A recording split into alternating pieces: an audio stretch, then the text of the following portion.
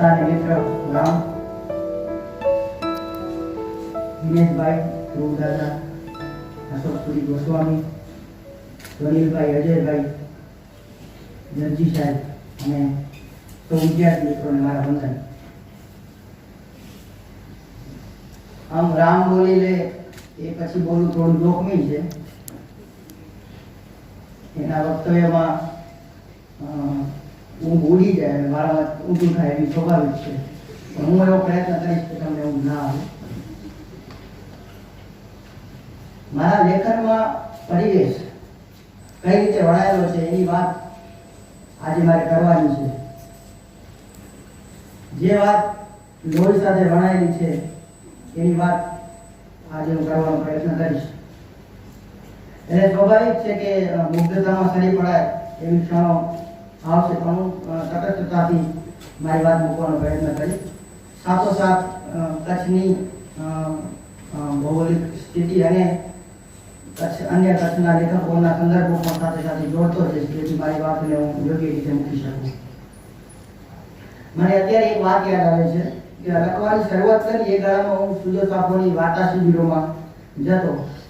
દર વખતે જુદા જુદા સ્થળો પર જવાનું થતું. ક્યારેક અરવલ્લીના પહાડોમાં કોઈ વિજયનગર કે એવા પોળોના જંગલોમાં શિબિર થતી, તો ક્યારેક દક્ષિણ ગુજરાતના તેજગઢ એવા સ્થળોમાં શિબિર થતી, તો ક્યારેક સૌરાષ્ટ્રના કોઈ હરિયાળા ગામમાં શિબિરનું સ્થળ હોય. હું મુગ્ધ મને આ બધા સ્થળોને જોયા કરતો. મને એક જુદા જ પ્રકારની બેચેની ત્યારે ઘેરી વળતી. 2 દિવસની શિબિર પૂરી કરી અને હું જ્યારે પાછો વળતો ત્યારે મને મારો પ્રદેશ સાંભળતો. એવો પ્રદેશ કે જ્યાં ચોમેર ધૂળ અને વંટોળ છે, નદીઓ, પહાડો અને વૃક્ષોથી ભર્યા ભર્યા પ્રદેશોને જોઈ અને મને મારો માહેરો એ પ્રદેશને વધુ શિદ્દતથી ચાહવા માટે મજબૂર કરતો. મારો આ અનુભવ આજે પણ કાયમ છે. હું ગમે ત્યાં જાઉં, મારો પ્રદેશ મારી અંદર સતત ધબકતો રહે છે. લીલાછમ વનો અને ખળખળ વહેતી નદીઓ જોઈને મેં મારા સૂકા પ્રદેશની નાકારો નથી દીધું.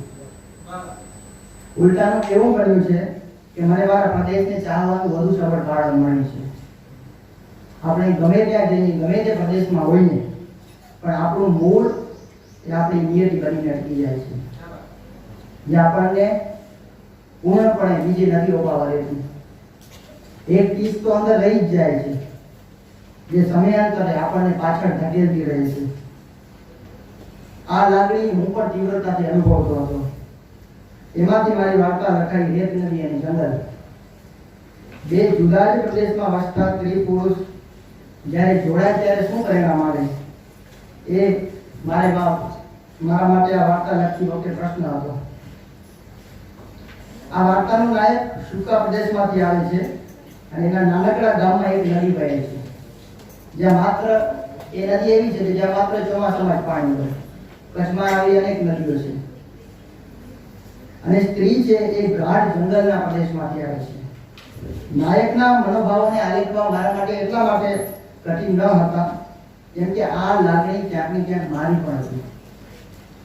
આ વાર્તામાં નાયક નાયિકા એક તબક્કે છૂટા પડી જાય છે અને બંને વચ્ચે ઇન્ટરનલ ગેપ આવી જાય છે. ત્યારે એનો નાયક કશ્યપ એની નાયિકા માયાને કહે છે અવતરણ ચિહ્નમાં કે માયા, મને અંધારાની બીક લાગે છે. આટલા ઘટાદાર જંગલમાં હું ક્યારેય નથી રહ્યો. જંગલની રાત વધુ બિહામણી લાગે છે. એ મને ક્યાંક દૂર ખેંચી જાય છે. મારા ગામની સુકાયેલી રેત નદી યાદ આવે છે.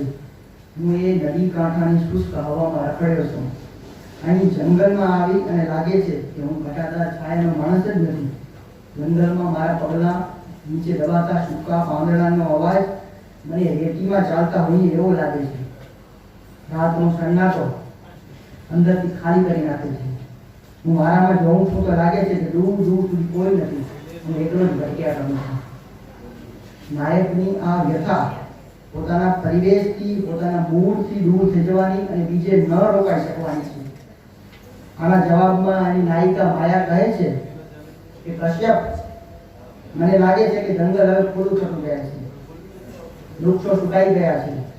ઝરણાનું પાણી ઓછું થઈ ગયું છે અને હવે આપણે એકબીજા સાથે નહીં રહી શકીએ, કારણ કે આપણને જોડતા તત્વોનો નાશ થઈ ગયો છે. પહેલા આપણે આપણી જાતને બચાવી લઈએ, પછી મળીશું. તું અહીંથી દરિયો લઈ જા, તારી રેત નદીને બચાવી લે. હું પણ અહીંથી દરિયો લઈ જાઉં અને મારું જંગલ બચાવી લઉં. પહેલા જેટલા સગવડ થઈ જઈ, ફરી ક્યારેક મળતું.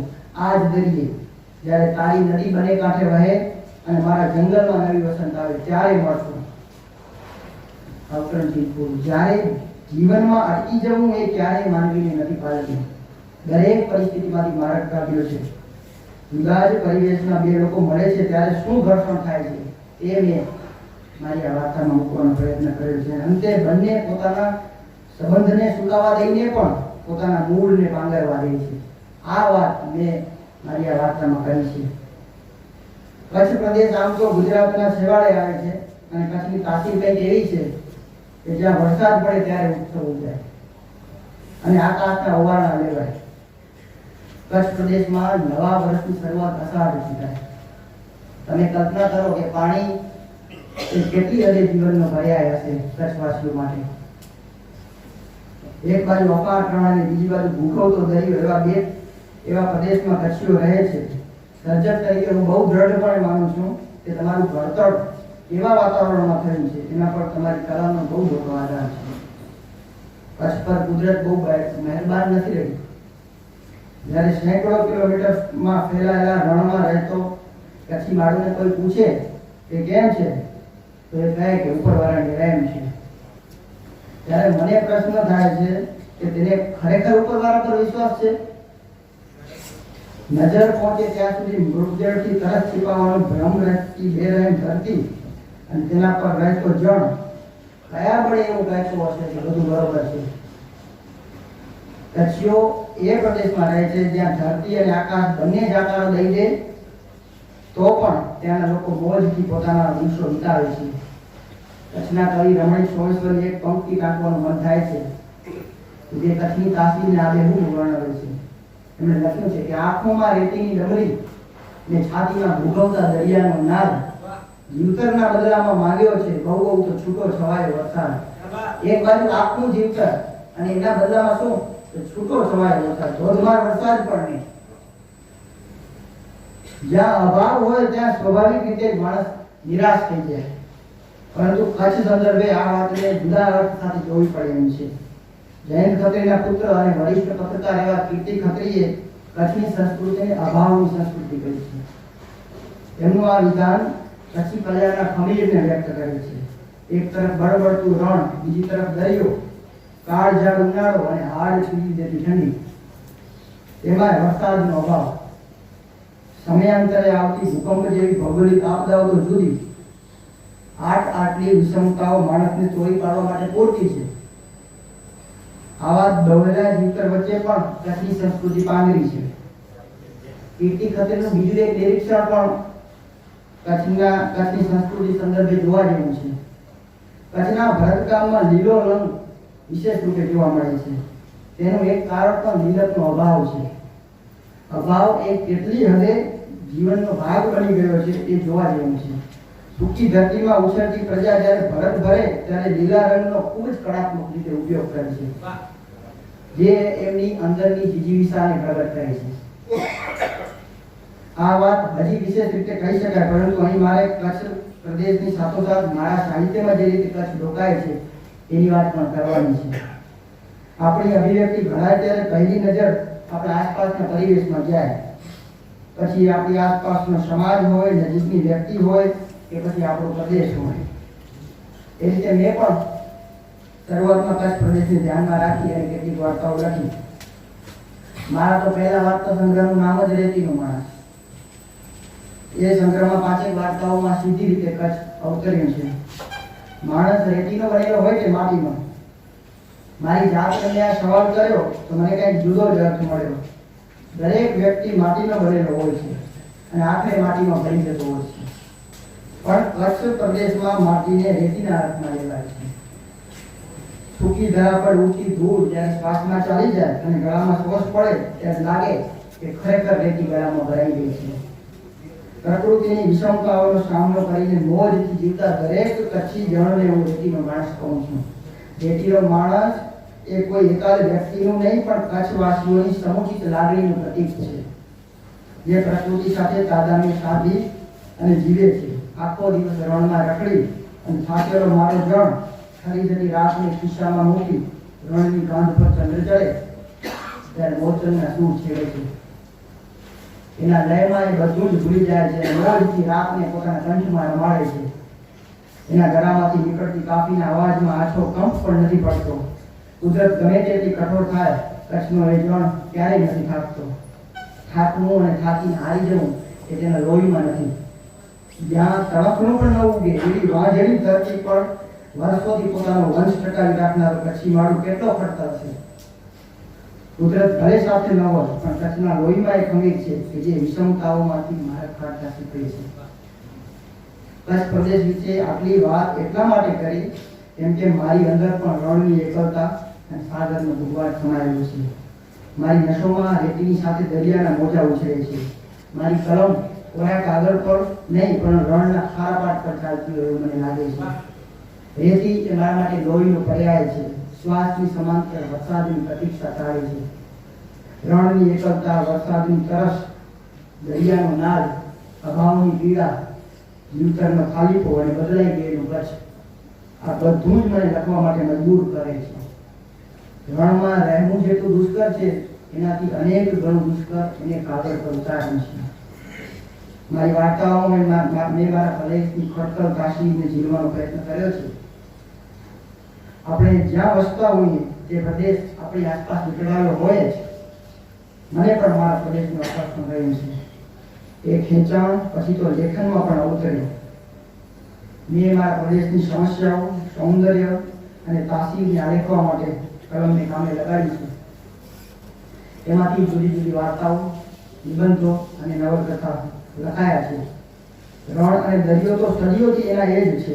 એ ઉપરાંત વિષમ આબોહવા અને ભૌગોલિક વિષમતાઓ પણ પુષ્કળ. આ બધી જ પરિસ્થિતિઓનું મારા પૂર્વ સ્મૃતિઓએ એકદમ સરસ રીતે આલેખન કરેલું છે. એના મારફતે મને પણ એકાત્મ વાતાવરણ મળ્યું. પરિવેશને મેં કઈ રીતે જોયો અને મારા પૂર્વસૂરીઓએ કઈ રીતે આવ્યો થયો, આ બહુ મહત્વની વાત હતી મારા માટે. મેં લખવાની શરૂઆત કરી ત્યારે મારી સામે ગુજરાતી સાહિત્યની પરંપરા તો હતી જ, પરંતુ સાથોસાથ મારી સામે મારા પ્રદેશના સાહિત્યની એક ગુજરાતી પરંપરા પણ સ્થપાયેલી હતી. જયંત ખત્રીથી લઈ અને વિનેશ અંતાણી સુધીના લેખકોએ કચ્છના પ્રદેશને લાગ લગાવ્યા છે. કચ્છ પ્રદેશ તેની વિવિધતા અને વિષમતા સાથે આ બધા જ લેખકોના સાહિત્યમાં રોકાયો છે. મારી સામે પહેલો પ્રશ્ન એ હતો કે મારે વિશેષ શું કહેવાનું છે જે આ બધા લોકો નથી કહી શક્યા અથવા એમણે નથી કહ્યું. એવો મારો અવાજ મારે શોધવાનો હતો, મારે તપાસવાનું હતું. વાંચતા વાંચતા અને કચ્છ પ્રદેશને સમજતા મને અનેક એવા આયામો મળ્યા કે જે હજી સુધી વણ ખેડાયેલા હતા. એવા પણ કેટલાક મુદ્દાઓ છે જે કચ્છના દરેક લેખકના લેખનમાં આલેખાયા છે, પણ તેનું સૌંદર્ય અને સંવેદન સર્જકે નોખા છે. વરસાદની તરસ અને અભાવ એ લગભગ કચ્છના ગદ્ય અને પદ્ય બંનેમાં કામ કરતા સર્જકોએ પોતાની કલમમાં ઉતાર્યા છે. તેમ છતાં એ સંવેદનની ધાર દરેક વખતે નોખી જ અનુભવાય છે અને દરેક નવા સર્જકની કલમે આ વિષય અવતર્યો છે. કેટલાક મૂલ્યો જેમ શાશ્વત હોય છે તેમ કચ્છ અને વરસાદ એ શાશ્વત સત્ય છે. રેતીનો માણસ વાર્તામાં આખી કલ્પના જ મને એ હદે અપીલ કરી ગઈ હતી કે એક એવા માણસની મેં કલ્પના કરેલી કે જે રેતીનો બનેલો છે. તેના ભયાવહ રૂપના માત્ર વાવડ સાંભળ્યા છે બધાએ. એનાથી ડરી અને કાફલાવાસીઓ ભાગતા ફરતા હોય છે. કાફલો વરસાદ ન પડવાથી એક જગ્યાએથી બીજી જગ્યાએ સ્થળાંતર કરે છે. ત્યારે કાફલાના વયોવૃદ્ધ રતિમાં બાળકોને કહે છે કે દૂરના મેદાનેથી રેતીનો માણસ આ તરફ આવી રહ્યો છે. એ ધીમે ધીમે બધાને પોતાનામાં સમાવી દેશે. એ રેતીનો માણસ એટલે કોણ? કુદરત કે પછી રણમાં વસનારા દરેક જણ જે પોતાની અંદર રેતી ભરીને બેઠા છે. કાફલો રણથી દૂર એવી ધરતી પર આવે છે જ્યાં રણ નહીં પણ લીલાછમ ડુંગરો છે અને ત્યાં રાત પડતા જ દરેક કાફલાવાસીઓને રેતી બની અને ખરી પડતા જોઈ ત્યાં રાત પડતા જ દરેકને પોતાની ધરતી સાંભળે છે. રાત્રે તાપણાની ફરતે નાચ ગાન કરતા કાફલાવાસીઓ ધીમે ધીમે રેતી બની અને ખરી પડે છે. આ મારી કલ્પના છે. કાફલાવાસીઓને રેતી બની અને ખરી પડતા જોઈ અને તેના વયોવૃદ્ધ રતિમાને એક આઘાત લાગે છે અને તેની સાથે સાથે તેને સમજાઈ જાય છે કે ખરેખર બધા રેતીના બનેલા હતા કે શું? એ પ્રશ્ન રતિમાની અંદર જાગે છે. એ સાથે જ કાળ એનો જવાબ આપી દે છે અને રતિમા પણ રેતી બની અને ખરી પડે છે. આપણી અંદર એવું કયું તત્વ પડેલું છે જે આપણે છોડી પણ નથી શકતા અને એના વિના જીવી પણ નથી શકાતું? રણમાં રહેતો દરેક જળ ગમે તેટલી વિષમતાઓ વચ્ચે જીવતો હોય પણ પોતાના મૂળથી દૂર નથી જઈ શકવાનો. ત્યારે મને પ્રશ્ન થાય છે કે કયું બળ તેને રેતી બનીને ખરી પડતા અટકાવતું હશે? પરિવેશના આલેખનમાં રચના કર્મ બહુ મહત્વનું છે. આવા સૂકા મુલકમાં જ્યારે વરસાદ આવવાનો હોય અને વાદળો બંધાય ત્યારની સ્થિતિનું વર્ણન કરવા માટે લેખક કેવી અભિવ્યક્તિ કરે છે એ બહુ મહત્વનું છે. અહીં મને વિનય સંતાણીની રણ વાર્તાનું એક વાક્ય મૂકવાનું મન થાય છે. એમણે લખ્યું છે કે રણનું ગાભણું આકાશ નીચે ઉતરી આવ્યું હતું. કેવું આકાશ? ગાભણું આકાશ. તમે કલ્પના કરો, એક દ્રશ્ય ખડું કરવા માટે એક વિશેષણ કેટલું ઉપકારક સાબિત થાય છે. અહીં સાથોસાથ મારી એક વાર્તાનું બે અવતરણ પણ મૂકું છું. મારી વાર્તા તરસની એક અભિવ્યક્તિ. સતત લૂ વરસાવતું આકાશ ક્યારેક પાણી પણ વરસાવશે એ આશાએ ઉભેલા ભૂંગા હવે બાવળના ઠૂંઠાની જેમ અસ્તિત્વ માટે ઝૂમી રહ્યા હતા. તો આ જ વાર્તામાં મધરાતના રણનું વર્ણન કરવા માટે મેં એક વાક્ય લખ્યું છે કે રેતાળ ઢોલ પર ચાંદી ઢોળાયેલી પડી હતી. કચ્છના લેખકો જુદા પડે છે તેનું એક કારણ તેના લલિત ગદ્યની નોખી તરાહો, તાસીર અને અભિવ્યક્તિની તરાહો પણ છે. અહીં વધુ ઉદાહરણ મૂકવાનું ટાળું છું. બાહ્ય પરિવર્તન તો આપણે જોતા જ હોઈએ છીએ. એનો સર્જનાત્મક રીતે કૃતિમાં કેવી રીતે ઉપયોગ કરવો અને કઈ રીતે એ ઘટક તત્વોનું અનુસંધાન સાધી અને કૃતિને મદદરૂપ થાય એવું લખવું, તેના પર મારું ફોકસ રહ્યું છે. ઘણીવાર એવું બનતું હોય છે કે બાહ્ય પરિસ્થિતિઓ, દ્રશ્યો, વાતાવરણ એ બધું રોજ જોતા હોઈએ, એ બધું આપણને અડકીને પસાર થઈ જતું હોય, પરંતુ કોઈ એક ક્ષણે એ દ્રશ્ય, અવાજ કે સંવાદ એવા અનુસંધાનથી આપણી અંદર મુકાય કે જે એક નવો જ અર્થ ઉભો કરી જાય. આપણે પત્રકારો નથી, આપણે પ્રદેશનો ઇતિહાસ નથી લખવાનો. હું હંમેશા આ બાબતે ચોક્કસ રહ્યો છું કે મારે માત્ર ખાલી વિગતો આપી નથી દેવાની, એનું ટ્રાન્સફોર્મેશન કરી અને સર્જનાત્મક રીતે ઉપયોગ કરી કોઈ નવી છબી તૈયાર કરવાની છે જે મારા પ્રદેશનું અને તેમાં જીવતા પાત્રોનું પ્રતિનિધિત્વ કરી શકે. આ મારા માટે બહુ મહત્વનો મુદ્દો રહ્યો છે. સૂકા પ્રદેશમાં જીવતા પાત્રોની માનસિકતા પણ કંઈક અંશે એવી જ હોય. માત્ર પરિવેશ ચિત્રી દેવાથી આગે કઈ નથી જતો, એને સમગ્ર રૂપે જોવો પડે. જયંત ખત્રીએ પોતાની એકે વાર્તામાં કચ્છ પ્રદેશના નામોલ્લેખ નથી કર્યા, પરંતુ જ્યારે તે પ્રદેશનું વર્ણન કરે ત્યારે વાચકને તરત સમજાઈ જાય કે આ કચ્છનું રણ છે, કચ્છની વાત થાય છે. અને જે તે વાતાવરણની અંદર જ્યારે પાત્ર મુકાય ત્યારે તેના વાણી વર્તન ઉપર પણ એની અસરો નીપજે છે. એ પણ પરિવેશનો ભાગ છે. આ બહુ મહત્વનું પરિબળ છે કે હું એ જુદા પરિવેશમાં મુકાયેલા પાત્રોની માનસિકતાની પણ વિચારણા, વિષમ પરિસ્થિતિઓ સામે ઝઝૂમતા પાત્રોના સંઘર્ષ, વેદના અને લાચારીની પડછે એના મન પર થતી ઊંડી અસરોને પણ તપાસવાનું મને ગમ્યું છે. એમાં કચ્છ ભૂમિ પર આકાર લેતી વાર્તાઓમાં પાત્રોની એકલતા, વિષાદ અને ખાલીપાના સંવેદનશીલ સંદર્ભો પણ જોડાણા છે. ઢાળના ઘેલાને તમે બીજી કોઈ પણ ભૂમિમાં ન રોકી શકો. એવી જ રીતે ખરાબ બપોરનો નાયક પણ જો બીજા પરિવેશની અંદર હોય તો તેનું વાણી વર્તન જુદા હોય.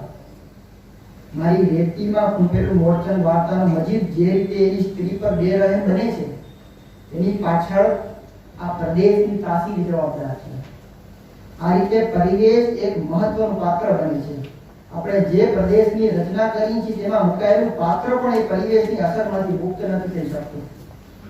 પાત્રો પણ એની અસર ઝીલવાના જ, ખાલી ચિતરીને બતાવી નથી દેવાનું કે આ ડુંગર હતા કે રેતી હતી કે રણ હતું. પાત્રને એના મૂળ સમેત રોપવાનું છે, તો જ એ ઉગી નીકળશે. પાત્રના સમગ્ર ક્રિયાકલાપને બતાવી અને એક આખું જીવન ચિત્ર રજૂ કરવાનું છે. એમાંથી ન તો પાત્રને છૂટું પાડી શકાય, ન પરિવેશને છૂટું પાડી શકાય. મારું વાર્તા લખવાનું કારણ માત્ર પ્રાદેશિકતા ઊભી કરવાનું નથી. એક વૈચારિક તંતુને સાથે લઈ અને કઈ રીતે પ્રદેશ વિશેષની વાત કરી શકાય તેના માટે હું હંમેશા પ્રતિબદ્ધ રહ્યો છું. માત્ર રણ, રેતી, ડુંગર, કચ્છી બોલી બોલતા પાત્રો બતાવી દેવાથી પ્રાદેશિક છબી ઊભી નથી કરી શકાતી. જેવું પોત હોય એ મુજબ ભાત ઉઠશે. તેમ વાર્તામાં જે મુજબ કથાનક છે, એની જરૂરિયાત છે, તે પ્રમાણે જો પ્રાદેશિકતાને રજૂ કરવામાં આવે તો વાર્તામાં પ્રદેશ પણ પાત્ર બની અને સાથ પુરાવશે. હું કચ્છમાં જન્મ્યો છું, રહ્યો છું. એની પ્રત્યક્ષ કે પરોક્ષ રીતે ઘણી બધી અસરો મારા માનસ પર હોય એ સ્વાભાવિક છે.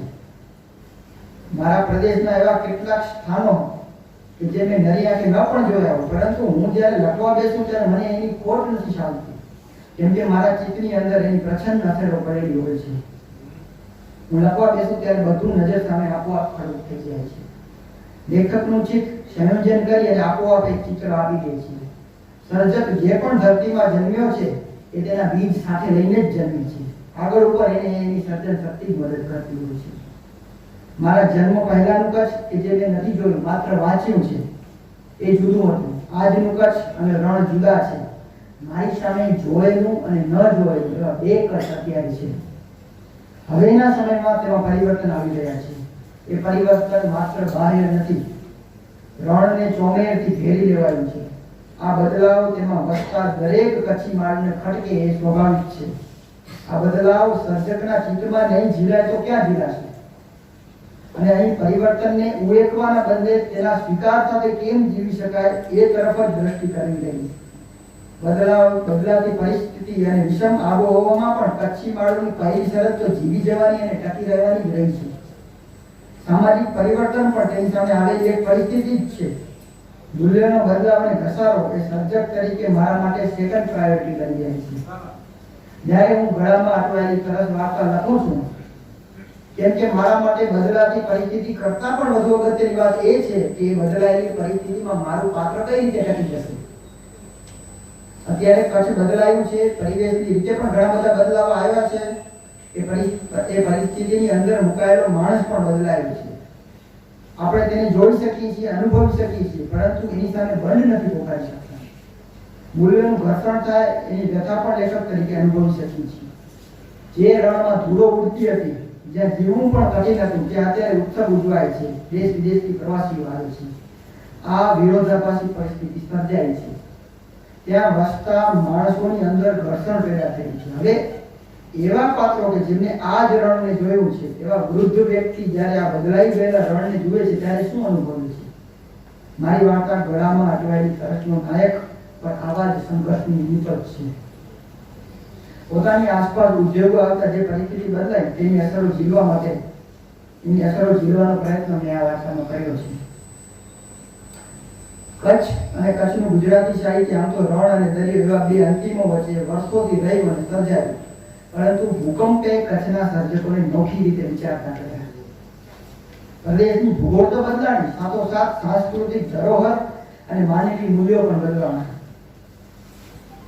ઉદ્યોગ અને પ્રવાસને ઘણું બધું આપ્યું કે એની સામે કેટલું એવું બદલાયું કે હું જેનું લેખક તરીકે મૂલ્ય આપવાનું મન થાય. મારી વાર્તા ગળામાં અટવાઈ ગયેલી તરસમાં મેં માનસંગ નામના એવા પાત્રની વાત કરી છે કે જે આ દોડમાં ક્યાંક પાછળ રહી ગયો છે. સાથોસાથ દાજ્યો પણ છે. સર્જક તરીકે આવા પાત્રોની ભીતરમાં ઉતરી અને કચ્છ પ્રદેશની તાસીરને મૂકવાનું મને ગમ્યું છે.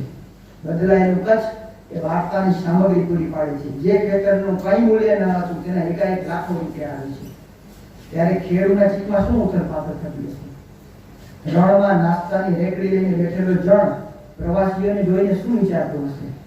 કેટલા પ્રશ્નો છે. સર્જક તરીકે માત્ર પ્રદેશના ગુણગાન નથી ગાવાના.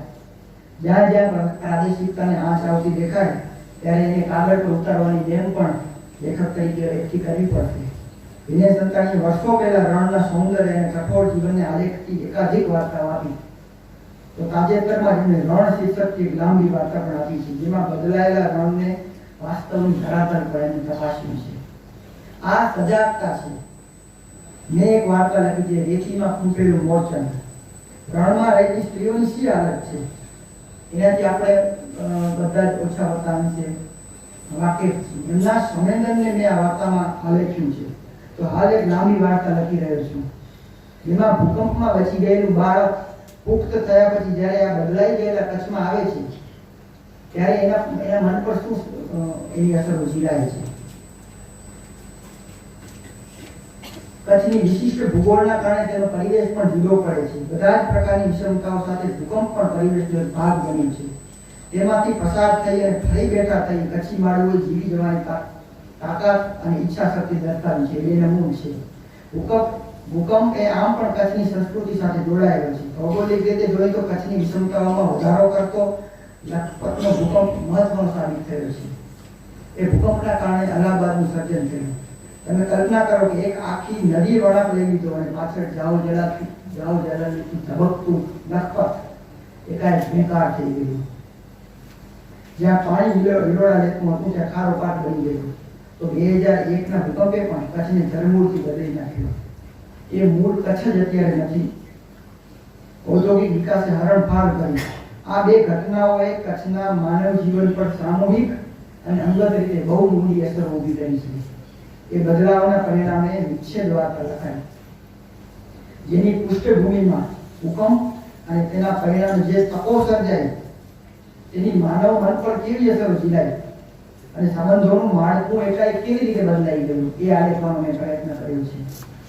તો મારી આ નવલકથા કોરું આકાશ, જેની હમણાં રામે વાત કરી, તેમાં પણ મેં કચ્છ પ્રદેશ અને તે કચ્છમાં બોલાતી ગુજરાતી બોલીનો ગુજરાતી બોલીની છાંટનો ઉપયોગ કર્યો છે. જ્યાં જ્યાં જરૂરિયાત જણાય છે ત્યાં મેં મારા પ્રદેશને વર્ણવ્યો છે. હું જ્યારે કચ્છ પ્રદેશની વાત લખું છું ત્યારે મારી નજર સામે એવા વાચકો હોય છે કે જેમણે કચ્છને નથી જોયું. સંદર્ભો અને કચ્છી બોલીના કઠે એ હદના ઉપયોગને હું હંમેશા ટાળતો આવ્યો છું. આપણો પ્રદેશ આપણને છોડતો નથી. એ નાળની જેમ આપણી સાથે વિખરાયેલો હોય છે. એ હૂંફ આપણને ગમે પણ છે. ઉદર જેવી એ હૂંફ છોડી કોને ગમે?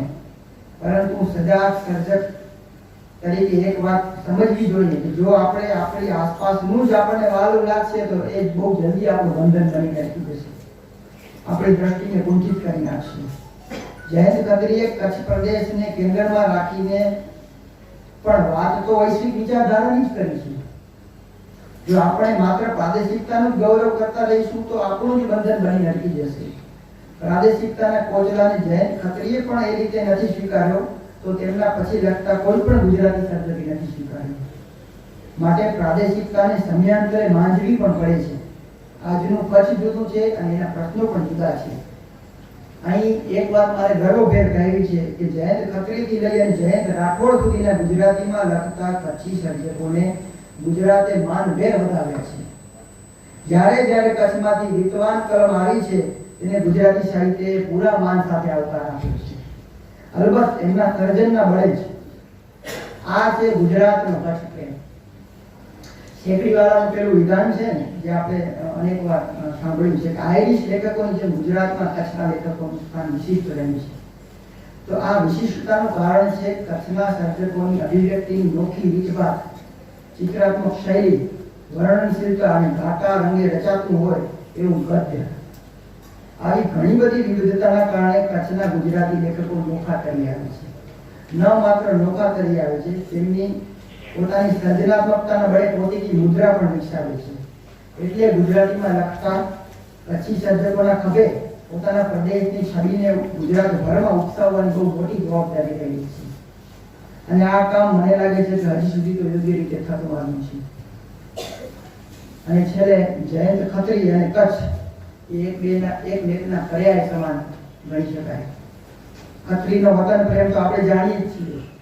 મુંબઈમાં રહીને ભણ્યા, ત્યાં ડોક્ટર બન્યા, એક સાથે 2 દવાખાના 1942ની વાત કરી ત્યારે એ ચલાવતા હતા. આ બધું જ છોડીને ખત્રી કચ્છ આવી જાય છે. શા માટે? એમને પોતાની ધરતી પ્રત્યે અપાર પ્રેમ હતો. મુંબઈથી કચ્છ આવી અને પોતાના મિત્ર અને વાર્તાકાર બકુલેશને પહેલો જ પત્ર લખે છે અને એમાં એ લખે છે, એક નાનકડું વિધાન તમારી સામે મૂકું છું. આ ખત્રીના શબ્દો છે કે તું ઈચ્છતો નથી તેમ છતાં હું હજી કચ્છમાં છું. બકુલેશને ખત્રી કચ્છ આવે એ ગમતું એટલે એમને નથી ગમ્યું. તેમ છતાં તું ઈચ્છતો નથી તેમ છતાં હું હજી કચ્છમાં છું. હું હજી કચ્છથી ધરાયો નથી અને નજીકના ભવિષ્યમાં હું અહીંના મારા જીવનથી ધરાઈ જાઉં એવી કોઈ શક્યતા પણ દેખાતી નથી. જો મારું દવાખાનું મને જીવન ચલાવવા પૂરતું વળતર નહીં આપી શકે તો જ આ સ્થળથી હું કંટાળી જઈશ. પરંતુ એ શક્યતા બહુ નબળી છે. એટલે હાલમાં તો અલવિદા બોમ્બે એમ કહેવા માટે જ આ પત્ર લખ્યો તમે. આ ખત્રીના શબ્દો છે. હું અંગત રીતે વિચારું છું તો મને લાગે છે કે ખત્રીના કચ્છ પ્રેમની સરખામણીની વાત તો દૂર રહી.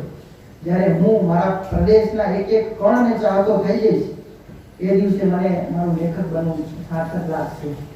આ તકે મને મારા લેખનની વાત કરવા બદલ, તક આપવા બદલ હું દિલ્હી સાહિત્ય અકાદમી, ગુજરાત સાહિત્ય અકાદમી અને કોલેજનો આભાર માનું છું. સૌનો આભાર. Thank you.